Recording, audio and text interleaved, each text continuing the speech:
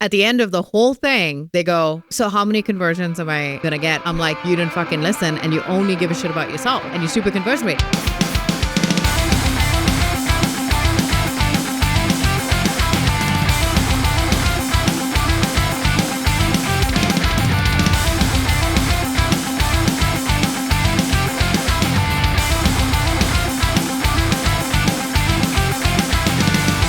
What is going on, certified homies? Welcome to another episode of From A to B. We have Shiva, and I'm joined by Tas First Class Bober. That's your nickname, First Class. First class. This is the first time I'm hearing that nickname, but I'm here for it. It's fine. I was trying to figure out what rhymed with Tas, and this is the state of AI. I asked, what rhymes with Tas? And they're like, I swear to God, it was like lungs.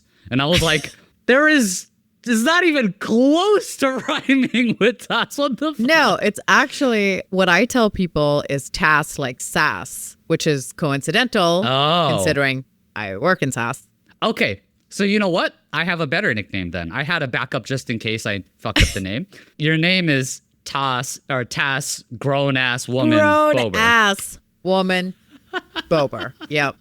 See, no one is going to get that. You have to explain the joke. Okay, so let's give the quick 5-second. Can you explain why grown-ass woman is your calling card? I was talking to Andrea, and don't remember her last name, but she's on LinkedIn, talks a lot. We met at Spring, and she was kind of talking to me about general interview processes and how in the past companies would offer her these salaries. And we were talking about pay equity with women and men and like what we're being offered versus our experience and our age. And she said this company came to her and offered her this lowball amount. And she said to them, excuse me, I'm a grown ass woman. That's not going to cut it. And I was like, yes, we are using that for everything from now on. If someone just even like slightly disrespects me, I'm going to say, listen, I'm a grown ass woman. We got to up the game here. I like it. You go to Chipotle, they skimp on the steak for your burrito. Bitch, I'm a grown-ass woman. I'm a grown-ass woman. It's universal. That's amazing. So the reason why I wanted to have you on is you're in an agency. Is that fair to say? Yeah, like a consultancy. You consult for campaigns, for building landing pages, and you help B2B companies kind of build out campaigns for landing pages, or landing pages for campaigns, sorry. Yeah, campaign landing pages. Words are hard. There you go. Also, you're a host of the second best podcast, wildly notorious B2B, because the first one's obviously From A to B. That's the best podcast. But it's a close second. Second place ain't bad. Yeah. The podcast is very fun. I listened to a couple episodes, and it's same unhinged energy, but talking about really fun news stories in B2B. So I'll drop links to all those for you guys to go subscribe to that. It's a really fun podcast. I'm a big fan. Thank you. The reason why I wanted to have you on is effectively trying to figure out how do we navigate problematic clients in the digital marketing space. Besides just saying I'm a grown-ass woman for everything that, they might have to say. I think that could probably be a good pushback sometimes. But there can be some challenges in the way that we have to deal with these complex clients. So I want to first put on the table that this is not going to be a conversation around someone's like physically or verbally abusing you, right? Like that's its own island of like, you deal with that a very different way than the stuff that we're going to be talking about here. So just keep that off limits. Like that's a whole separate conversation I really don't want to get into because that's like legally and some other stuff like there's a lot of stuff to deal with there. But let's start with this. As you're evaluating clients, are there any things that you detect or look for that might be red flags? Not the red flag. Are there any things you detect in working with potential clients that you see red flags and you're like, oh, I don't know if I like that. Is this someone I might not want to work with that you might want to suss out a little bit more? One of the things about me, especially earlier in my career, is that I had no boundaries. And still, that is true still to some extent now, but I'm older and wiser, hopefully. It's also much harder to set boundaries when you're in-house as a marketer and you have 15 people bombarding you with requests. How can you say no to them? That kind of thing. Going out on my own, I knew at first I was kind of taking any kind of work, but the biggest thing that I did with filtering before I set hard guardrails was the vibe. So if I got along with someone, they seemed like they were a reasonable person, I would say, okay, the vibe's there. Now we can focus on the work. Can you say more? Like, a vibe is pretty generic. Like, is it literally just a feel thing? Like, you feel like it'd be fun to work with them, or is there something more that you think about? We'll get to the more part because then I quantified the vibes a little bit more. But in the beginning, when I didn't have guardrails around the work, all I had was my gut, right? When you're starting out, you're just kind of like figuring out who you want to and don't want to work with. And the reason that and I told myself, I'm like, Tas, don't just take work, no matter how much the money is. Don't just take work if you have a bad feeling about this, because you've had those situations in-house, but there's nothing you can do about it. You're just shoved into working with somebody. I had a sales manager once who told me, you always need to walk around like you have $2 million in the bank. She was not accounting for inflation 10 years ago, but when she told me that. So now it's more like walk around like you have 50 million in the bank. That's like confidence, right? To be clear, like it's bringing confidence. And then what ends up happening is that you take back some of that leverage. Usually the person who has leverage is the person who has the money in the relationship, right? So a client's already walking in like, I hold the power because I hold the money. What ends up happening and where it transforms a little bit and becomes more even plane with becoming more of a partner or somebody that they respect is when you say, there are instances where I will not work with you, right? And being very upfront about that. So in the beginning, sometimes I'd get a vibe where I was like, this person is going to be difficult to work with. And they might be very nice on that first or second or third call, but you can start to see some of those signs very early on. If they are describing a past relationship, it's like I love bringing everything back to dating. So if you're dating somebody and all they do is shit on their exes, at some point you're going to say, okay, well, I become an ex. I'm going to have this person bad mouthing me around town. It's not a good look. And if everybody's the asshole, maybe they're the asshole, right? So there's some of that where I would hear a lot of like, oh, I worked with previous consultants and then I'd ask them, to do this. They didn't get it to me on time. And so you can start to hear some of the signals of, well, that sounded like that was scope creep. It sounded like they gave you a deadline. So you start to see the picture a little bit more objectively based on some of the feedback. And truly, they might have some really bad experiences. But if they start to identify patterns for you, it's really just more telling about themselves than they are anything else. So somebody could be my perfect ICP. They could have the budget. Everything could line up. I solve the problem. They want my offer, all of this stuff. But if I just get the feeling that they're going to be a pain in the ass, they're not going to be nice to me or my people, I just don't follow up. I just don't. I'm like, it's not worth it. And I've done that before where I've like kind of shivered thinking, oh my gosh, I'm going to let go of this huge sum of money. But somehow the universe will always like come back and give it to you tenfold while working with better people. Do you have any examples of like when you were working with a client, like, or I guess sussing out a client, like what was the thing that they said that they gave you the ick or gave you the negative vibes? You're like, I don't have a good feeling about this. Like, is there something specific that brought you into that? Post-production Shiva here with the fastest plug you'll ever hear. Do this one thing for me. Go subscribe to fromatob.beehiiv.com, beehiiv.com, please. Free clips, free memes, free content. Best ROI on a subscription you've ever had, ever, in your entire life. All right, let's get back to the show. Here's the thing. I haven't worked with too many crappy clients because I've been working hard on trusting my gut to begin with and entering into those relationships. Obviously, there are a lot more people who are deceptive than not. So sometimes you get into a relationship or a specific situation happens that adds some pressure and then they turn. So sometimes it isn't even your main POC, right? It could be like the point of contact. Sorry, I know POC. Like what? What person? Sometimes it's also their upper management. They were not part of the deals. They weren't all of those things. So with one specific client, I can't mention the name because it's a known company, but my main point of contact was amazing. Totally bought in, moved very quickly, very understanding. The vibes were great. I only worked with her through the process. But then when we delivered the landing pages, her CMO reviewed them. And at that point was not a person who had consumed any of the information and my POVs that I put out, had not understood what we were trying to accomplish with the pages and came in and then took it back to old B2B.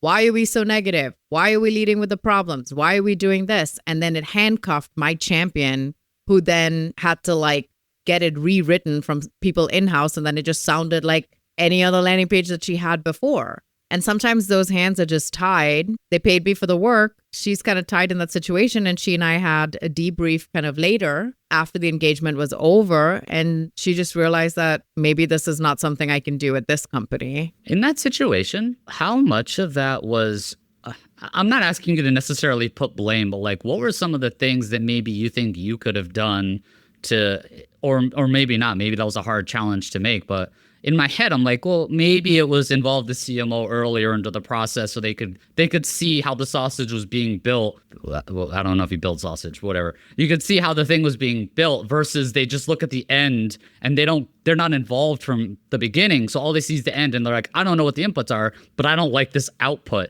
Versus if they were involved in the inputs, they could have followed along with the journey and agreed or maybe provided feedback earlier on. You know what I mean? I think most of the time it kind of goes like that. I'll work with like a head of demand gen and a head of marketing. The problem was this was a very large company that has a huge marketing team. And I think they weren't aware like what their CMO would and wouldn't pay attention to. So initially it was like, oh, I have full autonomy over this project. We had product marketing sign off on it. So it just felt like, okay, we had 7 people sign off on it. Like, we're good. And before I create the output, we get buy-in on the research and this business case that I built out. It was supposed to be a quick pass-through gut check, and she dove very deep. And at that point, you're like, do I regurgitate and like go through the entire process again with her? I would have loved to, but I think she was already so put off by it that she was not interested in learning about that. Then she had moved on to another project, but she's like, no, we need to like rework this whole thing and have this person in-house do it. So it's one of those things where you just kind of have to deal with the situation that you get,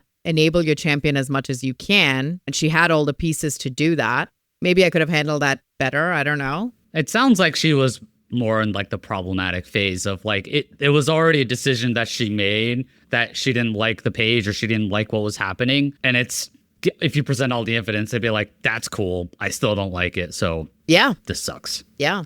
I mean, and that's the thing is, I was just telling somebody yesterday who was freaking out about a client who wasn't happy. And I said, look, everybody isn't going to be a case study client. Everybody isn't going to be the best client that you're going to put on your website. Sometimes they're the guinea pig client, where the thing you take away is, oh, I'll never do that again, or I'm going to do that differently next time. Every single engagement of mine has iterated my process, and it looks so different than when it first started. You know, I did workshops in the beginning. Hell no, ain't doing that again. Wait, why? Because what ended up happening is I would have these set of questions. I would want to build out the business case with them. They would have 4 stakeholders on there. But what would end up happening is you have kind of a more mature company. The messaging and positioning has changed hands multiple times. They start arguing amongst themselves. And I wouldn't even get past the first question, which is, what do you think your product category is? It's a dog fight. And I'm just sitting there like, okay. And then they had to go back, circle back internally. This first phase then ended up like, we had to reschedule the workshop. Well, rescheduling was a nightmare with 4 people. I'm like, we're not doing this. We need to make this a little more efficient. They need to have all of this figured out before I even start. Can I push you on that a little bit? So in that case, is that more of a reflection of the workshop being a problem or more of a reflection of an organization that maybe you wouldn't necessarily want to work with in the future? You know what I mean? No, because we did get the work done. They had a lot of questions that they asked internally and things like that. But it's like, I'm not coming in helping them figure out their positioning and messaging. They should have already had that figured out before they start doing campaign landing pages and distributing this messaging, right? Fair enough. Yeah. You should know what product category you're playing in. And revenue platform isn't one of them, right? So it's like, we are a revenue generating platform. It's like, no, your video software. Like, you know what I mean? So that was 100% an organizational problem. I'm actually I have a very good relationship with the head of marketing there, who has now moved on. Even he, after he left and we talked about it, he's like, oh my God, that was such a crapshoot, because like they didn't know what they even wanted. But the workshop thing, I was like, well, I don't need to be in this situation where I'm spending 75 minutes of my time sitting there listening to them argue and getting nowhere with the work. And so that's kind of where I was like, well, can I do this without having to do that? Right. And so I've taken it down from like, it used to be a call a week. And now my regular engagements are like a 90-day sprint. And I have 3 calls maximum with a client during the entire 3. Yeah. I really like the way you phrased not every client is a case study client, because like you would hope going into every engagement with a client that is going to be fruitful and amazing and everything's going to be perfect and sunshine and rainbows and unicorns.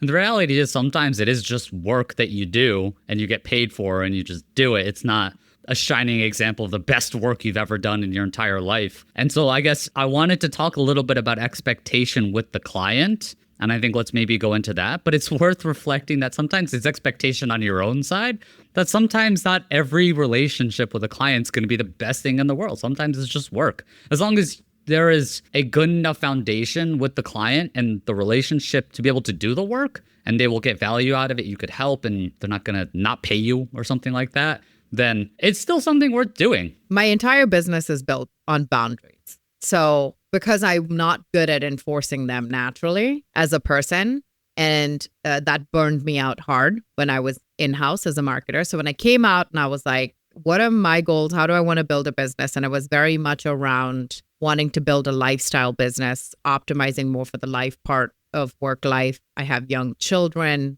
I wanted to spend time with them. I lost a lot of time with my first, just working incredible hours. And so I was like, okay, I'm going to work 3 days a week, right? So that's going to give me 4 days with my home life and 3 days with my work life.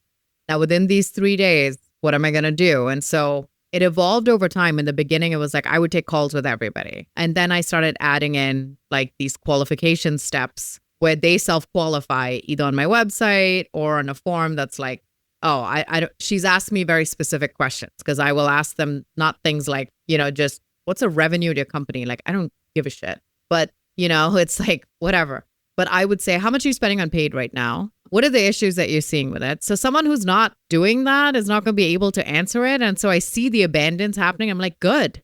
I only want the people who can answer these questions to come in and answer those. So there's that. It's so interesting that in the CRO community, there should be more of that level of reduce the floor, because I was going to talk to you about this. Like, there are people coming into experimentation and CRO and they're like, I don't know what I'm doing, but you're the expert. Sprinkle your AI dust CRO bullshit all over the site and optimize it. And it's like, well, I guess sometimes there's some things that a heuristic audit can quickly uncover to be like, this site nav doesn't really make sense, and we could have some quick data to fix that. But there's other things that are more strategic that you have to have the resourcing, you have to have the willingness to test it, you have to have the thought process around taking something and doing more with it than just very basic surface level changes. And I think our industry, our CRO industry, unfortunately attracts people who are looking for hacks, and there are people who are selling those hacks. So there's a match made in heaven, but it's snake oil for at least some of those people doing it. So yeah,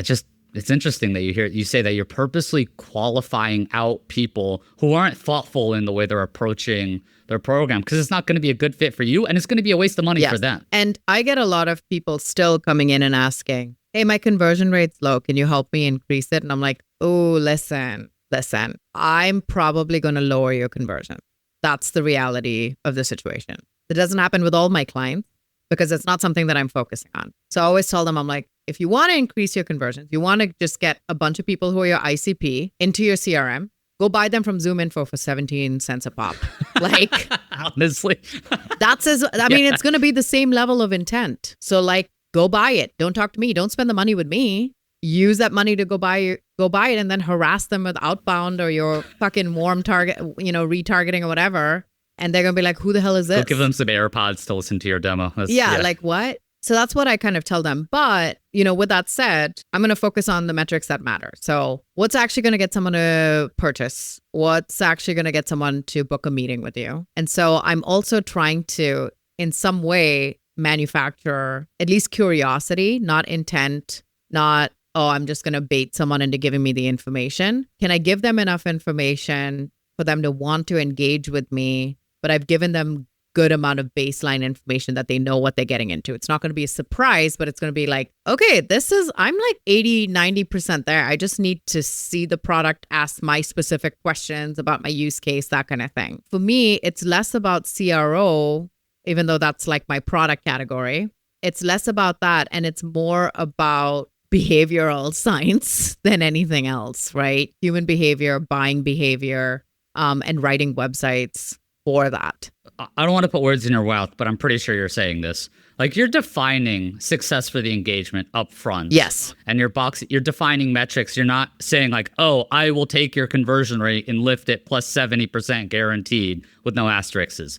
Companies have done that before and it's really stupid. Yeah. So like, you're not doing that, right? You are being very upfront to say, I'm not guaranteeing, or I'm not even saying conversion rate's going to go up, but it's about the quality and quality of that touch point and making that a valuable touch point for the users, that your lead quality will go up. The lead volume hopefully and probably should go up, but I can't guarantee that in any way. But you're following a proper process to improve all of those things. Ultimately, the first thing I focus on is clarity. And then with clarity comes then user behavior, because they can consume the information better.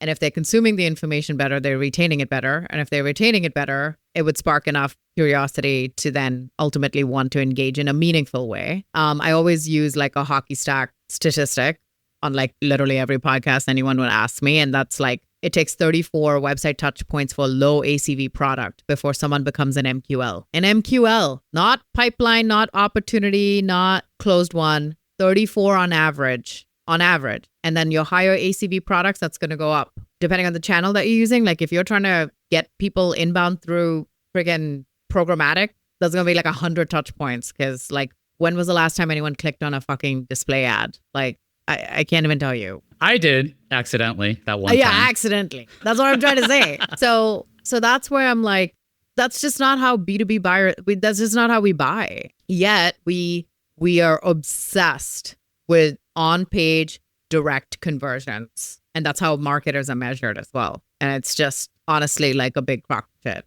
So how are you talking to prospective clients to suss out that they're going to work with you on that mentality, that they're not going to... Let me paint an example for you. This is a real life story that happened to me when I was agency side. Someone came, a very senior leader at a very large company who was part of this whole process, came to me. And when I provided the roadmap and I provided the data for the roadmap, like, here's the research, here's the test that I would recommend, and here's why, and here's how we're going to execute it, blah, blah, blah. They made it a point. This is a super senior person, like C-suite. And this person said, I want to make sure we're totally clear. We should only run the test that will win, not the test that'll lose. I don't want to run the test that'll lose. And I was like, I'm sorry. I immediately instant migraine headache. And I was like, I don't know if I want to be in this industry anymore. But that was a very real thing that a very qualified, I guess, quote unquote qualified, because I don't know if they're qualified, if that's a sentence that they utter.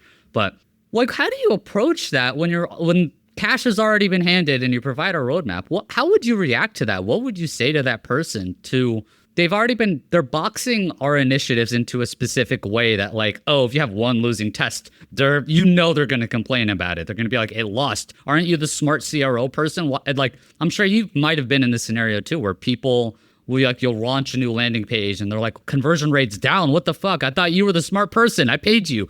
Like, how do you deal with that? Yeah, I mean, I think it all comes down to just having the balls to set some expectations ahead of time. So I guess the one little difference that is going to change for me later is most of my business comes in inbound, which is me just hammering on LinkedIn, on podcasts, like anywhere where people will listen. I'm just hammering that POV home, right? And so when people come to me, they're kind of already bought into the POV. Now, when someone refers me, right? And so this person has not been exposed to my rants on LinkedIn and my podcast or anything, then it requires a lot more education. And so I have a few things in my toolkit.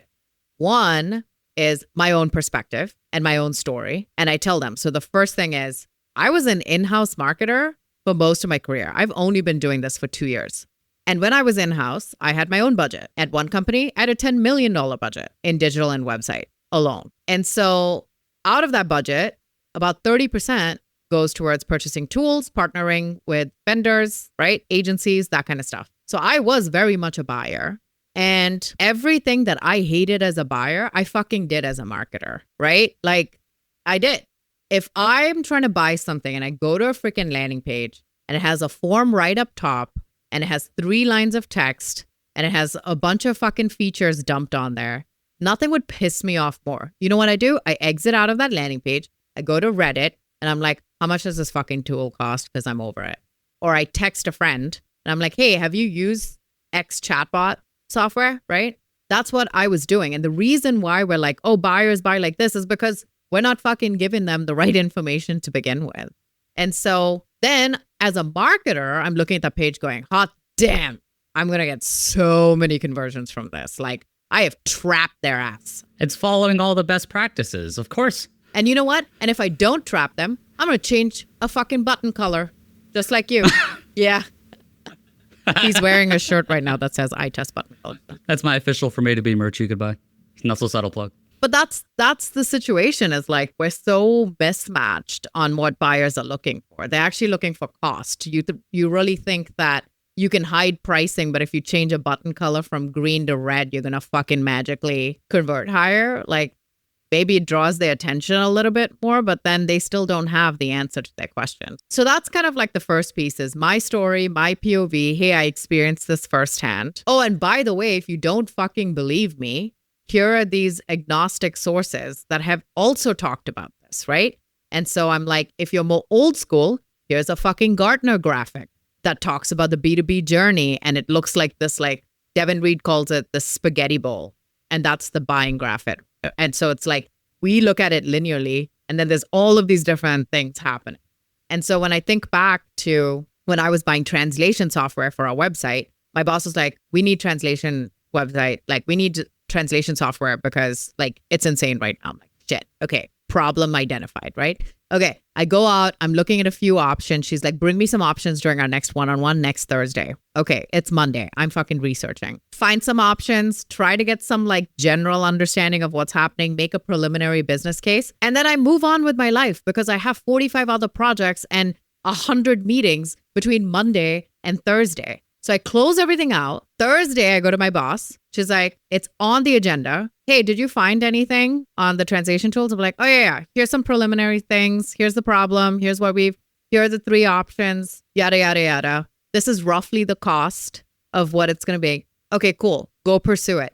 Now, some marketer sitting on the other side of this company on the page, looking at the data is going, oh, fuck. People are bouncing. This page must not be working. Meanwhile, you go into the reporting meeting, and the reporting meeting, it's like, yeah, this campaign wasn't doing really well, so we're going to kill it. Our direct hand raisers and book demos up. But like, anyway, it must be a weird glitch. Must be weird. I've had so many conversations where I'm like, oh, direct conversions are up, but our landing pages were down. But like, we're just like, oh yeah, we must have had some like high search or something this month. Right? But you come back because you can't find the landing page. You come back and you go to the main website and you fucking ask for it there, right? You say, hey, I want a demo. I'm ready to like have a further conversation on this. This all just reinforces the whole idea that like you really have to be picky when you're picking your clients, because the ones who understand the journey, they understand the single touch point isn't the only thing. And it's like, we have to do everything we possibly fucking can to capture on this one touch point, show, I don't know, scarcity messaging. So FOMO, show urgency. Exit intent. Give them for free. I don't like. It's like, no, like they will come back. Taz, you were you did everything you needed to do, and technically it was a bounce. Although bounce rate's a weird fucking metric. Yeah, it's a terrible metric. Yeah, everyone tracks it differently. Everyone sees it differently. You could that's a one fun metric you could twist into whatever the fuck you want, whatever hypothesis you want, you could call it. I guess the takeaway on the client side is like when you're working with a client, you're sussing them out. If they have this knowledge and this deep thought process towards the journey, that's a shining green flag of a client you'd really want to work with. Versus the red flag client almost will give you those signs of like, hey, what are the best practices that you're going to give me to implement on the site, or tell me the strategy you're going to do without any access to your data or anything like that. It's like that stuff that's weird that should give you the ick, and you should be like, I don't know if I want to work with this person. It's like the whole spiel I just gave you, I give to somebody, and then at the end they go, can you show me some results from your landing pages? I'm like, you heard nothing of what I just fucking said. That's so interesting. Wait, I want to double click on that. Do you lead with the results? No. That's so interesting. That makes so much sense. Like, so the agencies that flex the results, I've generally been adverse to this because you see those A/B testing results. Are like, we lifted conversion rate by 700%. It lifted like dollar amounts by $7 billion in the past years. Like, dude, this company doesn't make $3 million a year. What are we talking about? Like, the numbers don't math up remotely close to each other. So it's like, at least within CRO, I see more of this where people leading and bragging about numbers is like, to me, it's not a red flag, but I tune it out more versus the people who brag about their process and talk about how they're implementing things and how we'll get into run testing stuff. I'm like, oh no, that's who I want to work with. The people who are bragging about the shit that they do, not the results that they And here's drove. the thing. I don't have bad results. Okay. So like they do really well. Like one client, we went from like 0.13 to 3.73% in meetings booked, not fucking conversions, booked meetings. Okay. Yeah. That's amazing. Second, this is more PLG client, 265% increase in purchases. Purchases, not even the free trial. They fucking skipped the free trial and went purchases, okay? And then the third one, this happened at Spring, where my paid partner who works with me on some of my clients, he nudged me because we were waiting for the keynote to start. And he's like checking up on emails and he's like, dude, check this out. I'm like, what? And he goes, we launched all the landing pages last week. And he's like, look at the week over week. And like, it increased, like the actual ICP leads increased by 145%. And so I was like, open up the spreadsheet though. I wanted to look at the titles because they were a very technical buyer. And he's like, they're all like CISO, Chief Technology Officer, head of whatever, InfoSec, AppSec, all of this stuff. And I was like, holy shit. And I was like, get me the numbers later. He's like, I'm at a conference. I'm like, me too. Get me the numbers. I'm going to go fuck around. You get me the numbers. And so those are the things that happen. But the reason why I lead with the POV first is to test whether these buyers, these potential clients are in the same mindset of putting the buyer first or putting themselves first. So if I give them the whole spiel and say, hey, let's think about it from the buyer's perspective and how we shop and how we like to buy. And I'll even use them as an example. I'm like, I don't even buy fucking pants in the first visit. Do you? Like, right? And so when they're looking at all of that, and then at the end of the whole thing, they go, so how many conversions am I going to get? Or how am I going to, increase my conversion rate? I'm like, you didn't fucking listen and you only give a shit about yourself and your stupid conversion rate. And I will refer them to other people. I have a couple of landing page people that I'm like, go. This is the direction you need to go. Or go to Zoom Info and fucking buy the leads. Like, I am not for you. Wait, who are the people you're referring to? I feel like those are people you don't like. No. You're like, I don't want to deal with this. You go deal with it. I mean, there's a little bit of that, but like, who are the people you don't like? Because damn, you're just like, go work with them. They're not as good as me. Well, no. Sorry, I'm not. Sometimes, but I'm like, my methodology is just really different. And sometimes too, clients will come and be like, I have 60 landing pages. I want to like rapid test all of them. I'm like, I'm not going to be the person for you because sure, I don't have the bandwidth for that. That's not part of my process. And I have a very productized model. The clients fit into my process, not the other way around. If it's not a good fit, like I'm going to tell them, I'm not going to waste their freaking time. I'm not going to, and it's usually also the cheapest clients are the worst ones. The ones who try to nickel and dime you and like, that kind of thing. I'm like, okay, hey, okay, all your process sounds great. And all of this is great. Can you just audit my landing page? I'm like, no, I don't know anything about your fucking product. So if I audit it, it's going to be based on just like very high level, technical, maybe some UI stuff, but like so much of CRO is in the messaging, in the copy, in the positioning. I can't help you with that. That's the meat of it. Well, I also see such a red flag with clients who come to you, clients who come to you and they're like, you will know everything of what to do without any access to your data or any, business metrics or business conversations. Like, if someone can tell you what you need to do without any access to that, that's another huge red flag. I have a lot of them. But like when I see that, I'm like, oh no. Because if someone tells you that, that's a huge red flag. Because they shouldn't, if they're telling you that, it's just generic advice they're just giving to everyone else. Yes. Versus like you want personalized specific information for your problems that you need to solve for your users, for your website, for your business challenges. The generic shit is not going to be helpful for you in any way. And that's why you specifically are sussing out people to make sure that any pre-relationship stuff, you're going to jive, because you can only help people who effectively just want to help themselves. If they don't want to help themselves or follow a proper process, you're not going to fix that, or you can't fix that. Yeah. And you can also tell, like, you're a person who's panicked because probably somebody's asked you about why your conversion rates are lower, or like you got some astronomical growth target. You're fucking panicking and you're like, oh, I got to fix my landing pages. And then you come running over to me, and your urgency, you expect it to now be my emergency. And it doesn't work like that. So if you're not willing to go through the process, you are just showing me that all you want is the hack. And no, I am not like the silver bullet or the weight loss pill that's going to take you from 600-pound life to like freaking Heidi Klum tomorrow. Like Heidi Klum? We're not Ozempic over here. Yeah. Like, this isn't happening. I'm never going to be that magic pill. I'm going to have to make you level set and see where your loyalties lie, you know? So time's another interesting one too. Like, that seems like another potential red flag if they're asking like, okay, so how quickly will we see results? I'm not saying time of like delivery of projects. I think that's actually a shining green flag of like, tell me when we will see stuff delivered. What's our timeline? That's great. You as an agency should be doing that.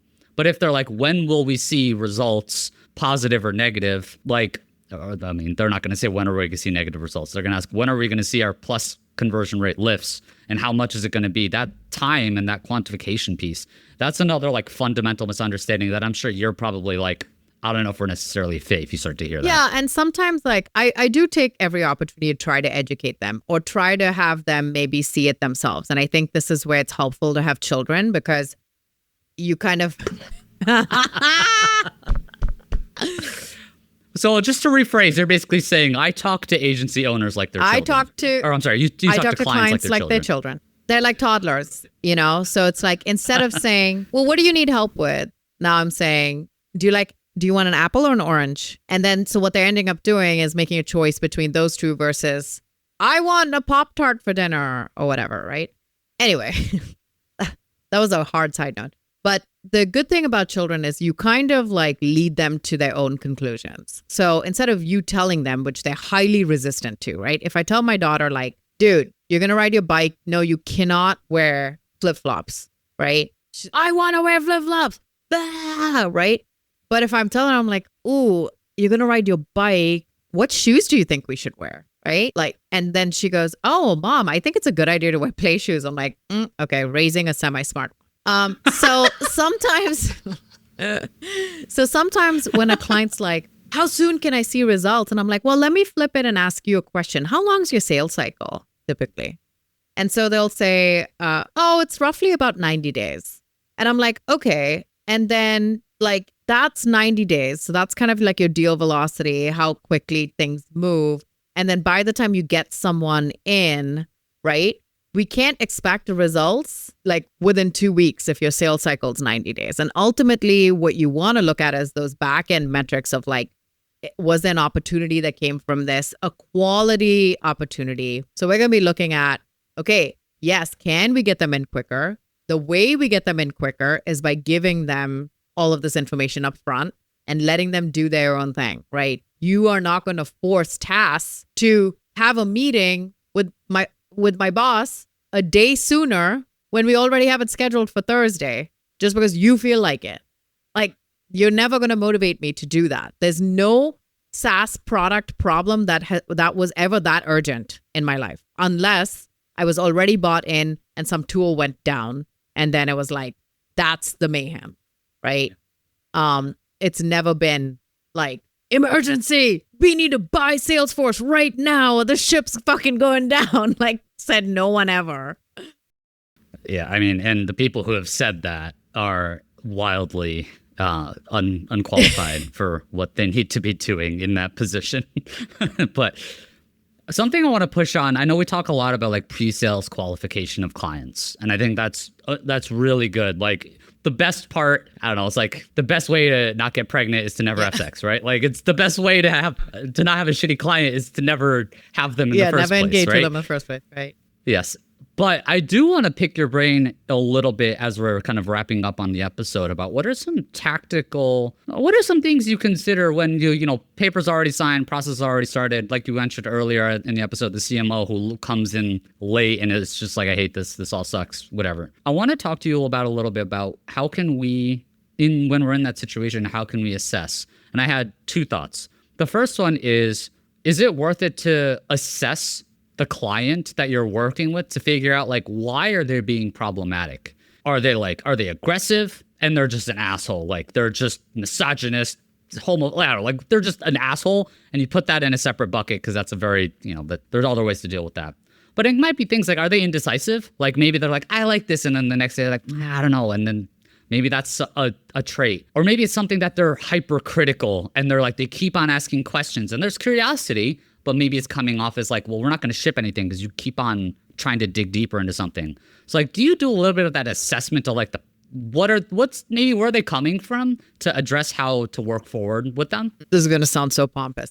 I don't get a lot of that. And I think the reason is because I am in a very like niche specific business. So for me, it's the same process over and over again, same deliverables over and over again. Just the client's the variable, right? Like they're the ones that are changing. So sometimes I'll offer flexibility in that. For example, typically my engagements are 90 days.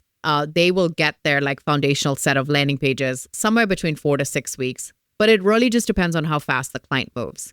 So if they're like, what if I want my pages in 4 weeks? Can we get the like research part done really quickly? Sure, I'll flex on those things because I'm like, okay, they're excited. I want to capitalize on that. Can I do it? Absolutely. And if I can, I will.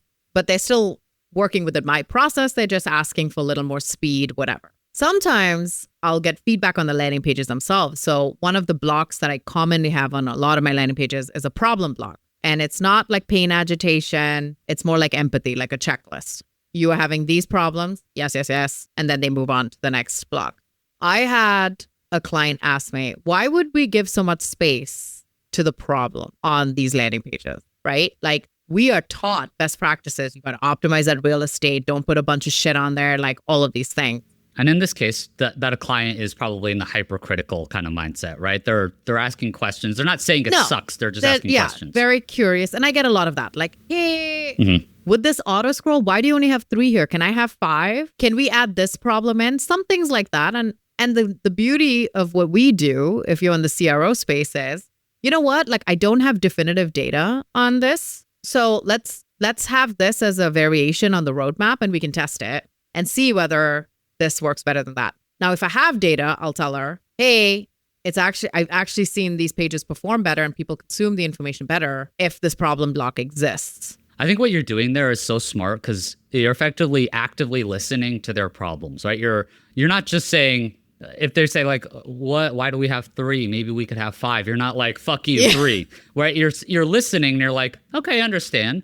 And I think it shows accountability, it shows active listening, and it shows trust that you're like, actually, I don't have good data on this. This is what we generally use, but I think it's a great idea, and let's test that in the future. That's top of the list. And you're like, you're not only actively listening, you're immediately coming to a solution where the people are like, oh, they listen to me, they get it. They're not just brushing me off, and that strengthens the relationship. And sometimes it isn't even like pushing their thing to the back. Like, if a client's like, I think we should have 4 problems here. And I'm like, okay, or like, should we have a problem block or not? That one I usually have data to support. But for example, I was wrong once. So a client said, I'm going to clip that. You were wrong once. Tas is only wrong once. I'll tell you this, which is hilarious. I love being wrong. The best content I ever put out is like, guys, I fucked up. I know I told you this thing, but this is what I found out when we ran this with this data, whatever. And one of them was the client that I said with the 265% purchase increase. We were arguing back and forth on navigation on the landing page, okay? Arguing. And I was like, no, listen. And it was one of my first engagements. And I was like, no, you don't put navigation on landing pages. Like, we're not doing that. We're not doing that. Finally, we came to a compromise. I said, okay, let's put a navigation on, but you have 2 options. One, we'll make them anchored links down to each section of the landing page. So if you had like FAQs or testimonials, people would jump to those sections. Secondarily, it was a set of landing pages that we did. We can also then just link to other landing pages within the landing page ecosystem and still control a lot of the experiences. They chose the anchor link. And let me fucking tell you, it gave me so much insight into what people were like landing on the page and immediately going to. And that is how I discovered that they gave a shit about the FAQ block the most out of every block on the page. And now it's my fucking war cry. So at that point, I realized I might actually discover something if I don't have the numbers and I want to try. And so approaching it with curiosity instead of criticism and saying, I'm the expert, I fucking know best. It's actually like, do I know best? Should I try that out? And so when my clients are like, I would like to try 2 things. And sometimes it's like, good, I don't want to fucking tell you that you're wrong. So we'll just let the data do it. Perfect.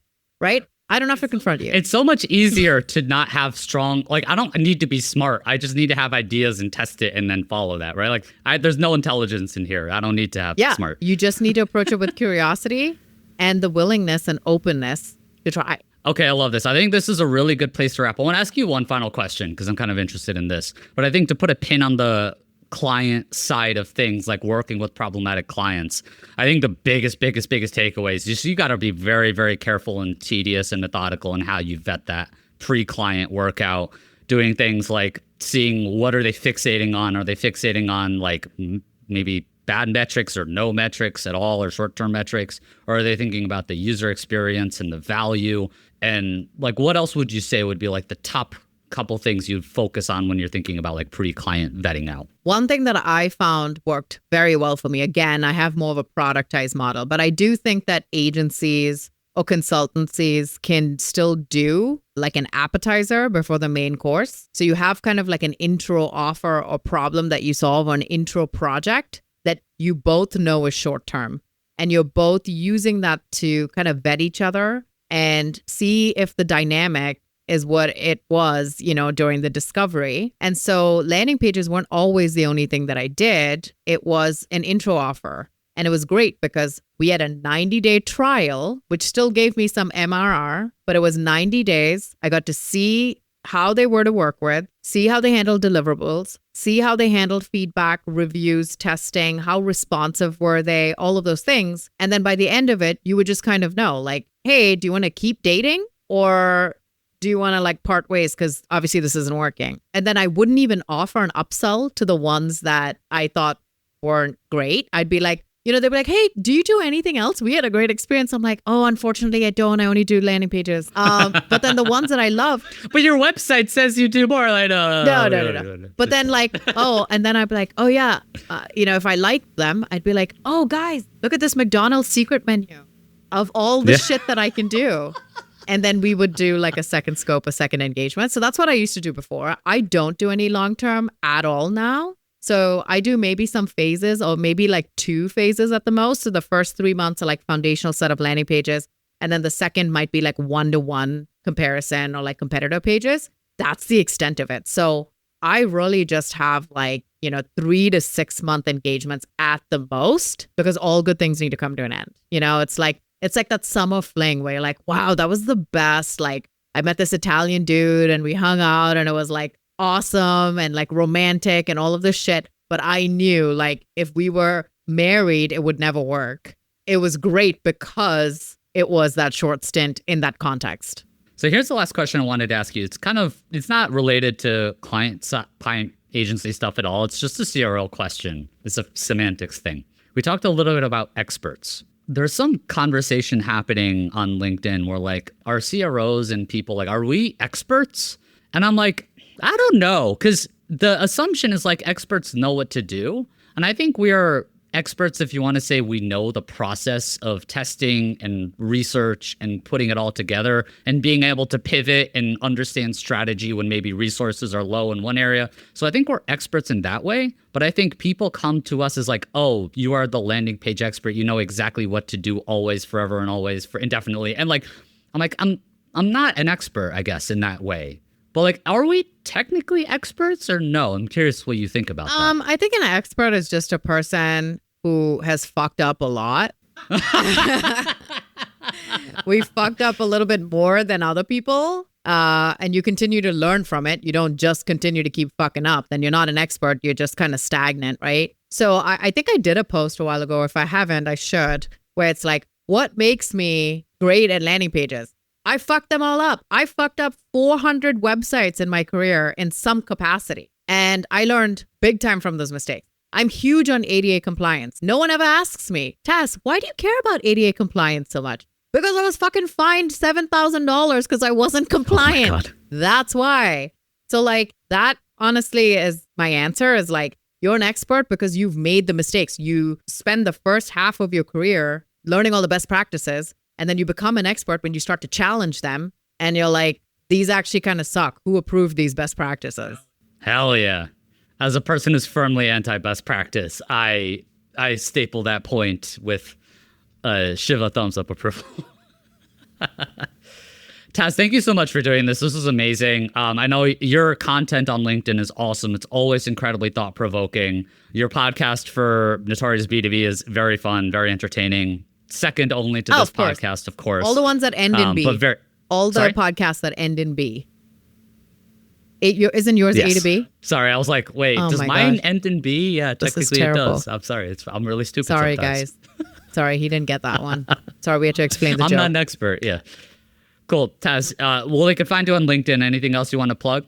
No, the Notorious B2B podcast. We cover kind of SNL, TFZ, all the trends on LinkedIn. We bring the feed to you and talk about the nonsense there. Landing page stuff is always on my profile. Come for the insights, stay for the trolling, which I do a lot of in the comments. I come for the trolling and I stay for the insights. I think that's the better way to do it, to be honest. Tas, thank you so much for joining. Thank you.